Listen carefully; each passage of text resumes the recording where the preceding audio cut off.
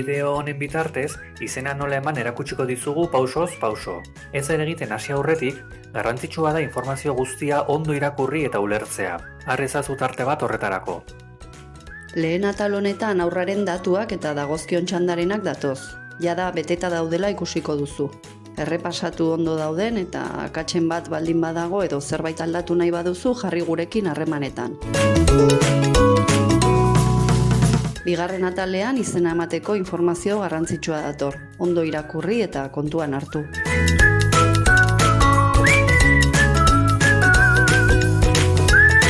Ondoren, izen ematearen datuak bete behar dituzu, edo haurraren arduradunaren datuak, eta eman behar diren baimenak.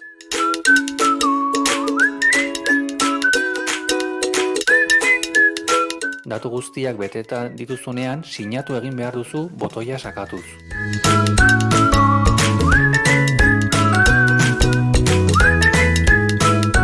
Kontuan izan, sinatzeko zure baku edo ziurtagiri digitala beharko duzula. Prest izan zure nan zenbakia, pasahitza, koordenadak eta telefonoa, kodea bidaltzen badizute. Pauso hau, behin baino gehiagotan egin beharko duzu prozesua amaitu arte.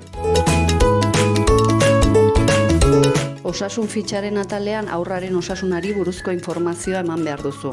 Alergiak, gaixotasunak, txertoak eta bar. Horretarako sakatu osasun fitxa jartzen duen botoia eta sartu barrura. Hasi aurretik prest izan haurraren osakidetzako txartela. Hemen ere aurrekoan bezala amaitzean sinatu egin beharko duzu. Hurrengo atala, udalekuei buruzko informazioan adierazitako deskontu baten onuradun bazarete bakarrik bete behar duzue. Familia ugaria bazarete, kide guztiak langabezian bazaudete edo guraso bakarra bazarete adibidez. Horrela bada, sakatu ordainketa murriztua aukera eta bete barruko datuak.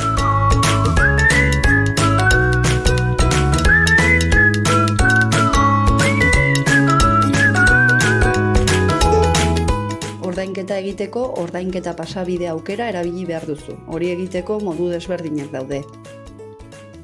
Online bidez, hemen, plataforma honen bidez, ordainketa egin aukeratu eta barruan, zure banku aukeratu eta jarraitu pausoak.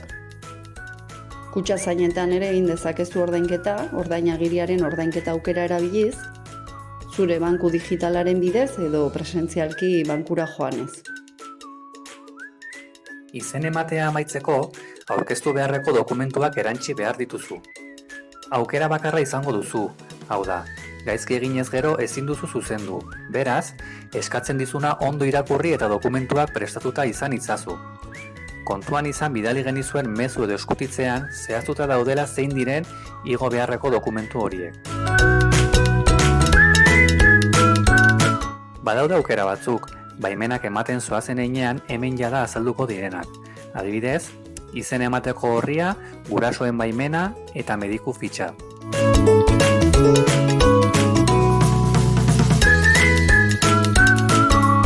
Dokumentu bakoitza igotzeko sakatu dagokion klipean eta igo.